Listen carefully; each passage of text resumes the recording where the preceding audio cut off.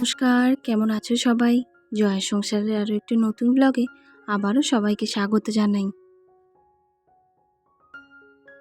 আমার এই ভিডিওটি কিন্তু 26শে মার্চ মঙ্গলবার মানে হোলির পরের দিনকে শ্যুট করা ছিল। আসলে ভিডিও তো আমি দেখিনি, এই ভিডিওটা করা ছিল আর তোমাদের সঙ্গে শেয়ার করাও হয়নি। আসলে কি বলতো, কষ্ট করে ভিডিওগুলো রেকর্ড করি আর সেগুলো ডিলিট করে দিতে কিন্তু একদমই ইচ্ছা হয় না। সংসারে সব কাজ করতে করতে এই ভিডিও রেকর্ড করা ভীষণই একটা কষ্টের ব্যাপার। বিশেষ করে আমার আবার ঠিকঠাক স্ট্যান্ড বা ট্রাইপড কোনোটাই নেই, তাই ভীষণই কষ্ট করেই ভিডিওগুলো রেকর্ড করি। তাই ভাবলাম আর ডিলিট করব না, তোমাদের সঙ্গে শেয়ার করেই ফেলি। তো যথারীতি সকালবেলায় বিছানা তুলে নিয়ে এখানে বাতাসা জল ভিজিয়ে রেখেছিলাম। গতকালকে মানে শুকনো খাবার খেয়েছি, তার আগের দিনকে রবিবার ছিল, সেদিনকেও শুকনো খাবার খেয়েছিলাম। ওই জন্য আর কি শরীরটা একটু গরম হয়ে গিয়েছিলো, ঠিক করে ঘুম ধরছিল না বলে বাতাসা জলটা খেলে বেশ একটু শরীরটা ঠান্ডাও করে আর মানে এই গরমকালে খাওয়াটাও উপকার। তো যথারীতি খেয়ে দিয়ে এখানে ঘরটা মুছে নিয়েছি। ঘরটা মুছে যেমন প্রত্যেক দিনের এই তো বাসনগুলো সব উপুর করে দিচ্ছি। উপুর করে দিয়ে আজকে যেহেতু শ্বশুরমশাই বাড়ি ছিলেন, মানে মঙ্গলবার দিন শ্বশুরমশাই হোলির পরের দিনকে মানে কাজে যাননি, বাড়ি ছিলেন বলে টিফিন একটা বানাতেই হতো। তো ওই জন্য মা মুগ কড়াই সিদ্ধ করে রেখেছিলেন, সেটাকে জাস্ট একটু সর্ষের তেল আর শুকনো লঙ্কা দিয়ে ফোড়ন দিচ্ছি। এই যে মুগ কড়াইটা, এটা দিয়ে আমরা সবাই মোটামুটি রুটিও খাই আর মুড়িও খাই, তোমরা তো জানোই। তো সেটাকেই সুন্দর করে মানে আর কি শুকনো করে নিচ্ছি এখানে ফোড়নটা। আর তারপরে মুড়িটাও খেয়ে নিয়েছিলাম বটে। এইটা কিন্তু বেশ ভালোই লাগে খেতে, আর মঙ্গলবার মানেই নিরামিষ, ওই জন্য পেঁয়াজ কিছু দিতে পারিনি, শুধুই শুকনো লঙ্কা আর একটু অল্প পরিমাণ চিনি দিয়েছিলাম, খেতে বেশ ভালো লেগেছিল। আর এই তো স্নান সেরেও চলে এসেছি, আর মাও স্নান করতে যাবেন বলে তৈরি হচ্ছেন। আমি স্নান সেরে এলে মা যাচ্ছেন স্নান করতে, আর স্নান সেরে এই তো কপালে একটু সিঁদুর নিয়ে নিচ্ছি। আসলে কি বলো তো, প্রত্যেক দিন সময় পাই না, ঠিক করে চুলও আঁচড়ানো হয় না প্রায় বলাই চলে, কেননা যেদিন যেরকম খুব তাড়াহুড়ো থাকে সেদিনকে কিন্তু মোটামুটি তাড়াহুড়ো করে চুল মানে স্নান করেই পুজো টুজো দিয়ে মাকে রান্নার কাজে সাহায্য করতে চলে যাই।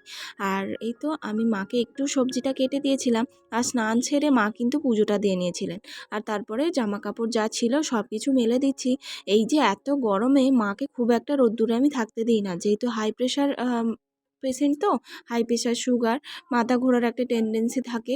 আর যে পরিমাণ এই গরমে রোদ্দুর ওঠে না, মানে ভালো মানুষদেরই মাথা ঘুরে যাওয়ার কথা। আর এই তো মা আমার কাজ মিটিয়ে মায়ের রান্নাবান্নাও হয়ে গিয়েছিল।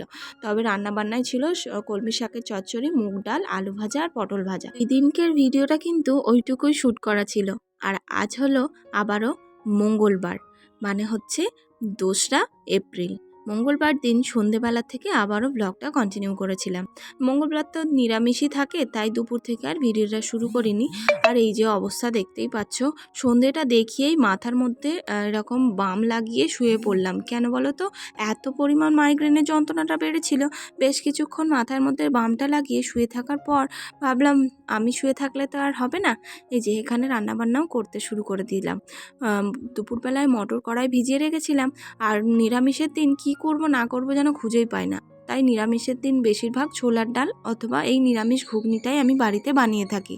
তারপরে এদিকে রুটিটাও বেলতে শুরু করেছি।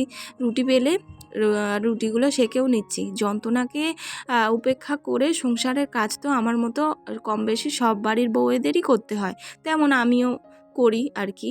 আর এখানে প্রত্যেকটা রুটি কিন্তু আজকে সুন্দর করে ফুলেছিল, দেখতেই পাচ্ছ পুরো ফুটবলের মতো। তারপরে বাতাসা জমেছিল বেশ অনেকগুলো, আর আমার এই বাতাসা দিয়ে নারকেল ছাই মারা খেতে কিন্তু বেশ লাগে, সাথে একটু চিনিও দিলাম। দিয়ে ভালো করে চিনিটা গলে যাওয়ার পর এর মধ্যে দিয়ে দেবো নারকেল কুড়োনো। আর আমাদের বাড়িতে এখানে নারকেল পাড় হয়েছে, তো সেই নারকেলটা খুবই নরম ছিল। আর এরকম নরম নরম নারকেল এরকম ছাই মারা খেতে কিন্তু আমার খুব ভালো লাগে। আর ওই জন্যই আর কি বাতাসাগুলোও ছিল বেশ অনেক দিন ধরে পড়ে, তাই বাতাসাগুলো গলিয়ে এরকম চিনি দিয়ে নারকেলটা ছাই মেটে নিয়েছি। এটা দিয়ে রুটি খেতেও খুব ভালো লাগে, নাড়ু নাড়ুর মতো লাগে বটে, কিন্তু নাড়ুর মতো অতটা বেশি পাক দিই না, ভীষণ একটু মানে একটু জুসি জুসি রাখলে আরও বেশি খেতে ভালো লাগে। তোমরাও বাড়িতে এরকমভাবে একটু ট্রাই করে দেখো। আর আবারও বলছি বন্ধুরা, যতটুকু ভিডিওটা এখনও পর্যন্ত তোমরা দেখেছো কেমন লাগলো অবশ্যই কিন্তু একটা কমেন্টে জানিও।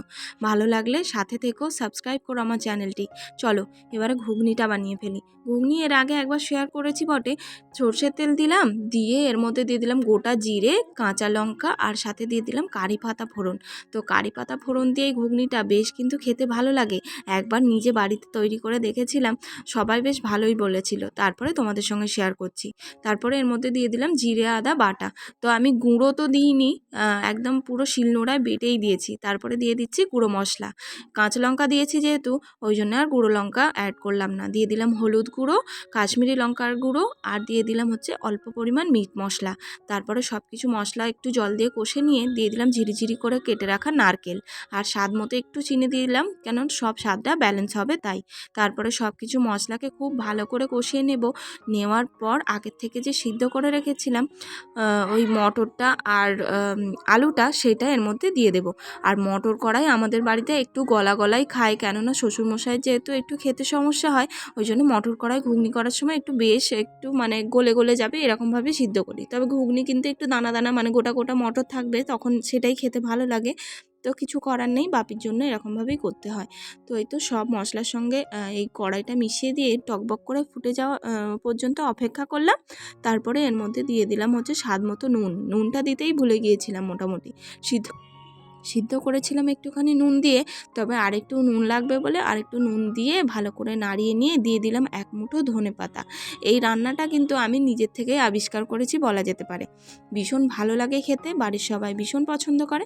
এই তো আমার রান্না বান্না কমপ্লিট। নিজের মুখটা আজকে আর তোমাদের সঙ্গে দেখালাম না, কেননা বিধ্বস্ত হয়ে আছি। মোটামুটি মাইগ্রেনটা এতটাই বেড়েছে, আমার এত যন্ত্রণা হচ্ছে, সহ্য করতে পারছি না। তারপরে এই যে এখানে আমার ঘুগনিটা কিন্তু একদম পুরো রেডি হয়ে গেল। আর ভাই গিয়েছিল হচ্ছে দীঘায়, তো সেখান থেকে এনেছে হচ্ছে এই দুটো চিক্কি, একটা হচ্ছে শুখা মেওয়া চিক্কি আর একটা হেজেলনাট বাটার চিক্কি, আর এটা হচ্ছে মার্শমেলো ক্যান্ডি, যেটা একদমই আমাদের বাড়িতে কেউই পছন্দ করেনি। আমার ছেলের জন্য নিয়ে এসেছে, কিন্তু কেউ মোটামুটি ভালো লাগেনি। এই যে দেখো দুটো, এই যে কি সুন্দর দেখতে লাগলেও কিন্তু খেতে কিন্তু একদম বিশ্রী, কীরকম যেন সেই একটা রাবার টাইপের, যেন সেই মাজনের একটা যেরকম ফ্লেভার হয় ঠিক ওরকম লাগছে, যে পেস্টের মতো। এই যে হার্ট সাইন করা বিভিন্ন কালার আছে, একটা পিঙ্ক, একটা সবুজ, একটা ইয়েলো, ভীষণ কিন্তু খেতে একদম পচা। আর এখানে এই যে হেজেলনাট এই চিক্কিটা কেটে দেখলাম চকলেট দেখতে হলেও খেতে কিন্তু চকলেটের মতো নয়, পুরো মানে বাদামে ঠাসা, আর ভীষণ খেতে ভালো, আর একদমই নরম, ভাঙলে এরকম গুঁড়ো হয়ে যাচ্ছে, ওটাও খেতে সুন্দর। আর এটা হচ্ছে ড্রাই মেওয়া চিক্কি, শুখা মেওয়া চিক্কি, তো এটাও বেশ খেতে ভালো। কিন্তু এই যে পুরো সোনপাপড়ির মতো দেখতে, চকলেটের যেমন চকলেট থাকে না এরকম চৌকো চৌকো শেপ করা, এরকম কিন্তু খেতে বেশ ভালো লাগছিল, দুটোই খুব সুন্দর। তো ভাই এইগুলো আমার ছেলের জন্য এনেছে, যার জন্য এনেছে সে কিন্তু একদমই খায়নি। চলো আজ কিন্তু আর বেশি বকবক করব না, আজকের ভিডিওটা আমি এখানেই শেষ করে দিচ্ছি। তো আবারও বলছি, আমার ভিডিওটা কেমন লাগলো অবশ্যই একটা কমেন্টে জানাবে, ভালো লাগলে একটা লাইক করে দিও। দেখা হবে খুব শিগগিরই আরও একটি নতুন ভিডিওতে। ততক্ষণ সবাই খুব ভালো থাকবে, সুস্থ থাকবে, সাবধানে থাকবে। টাটা।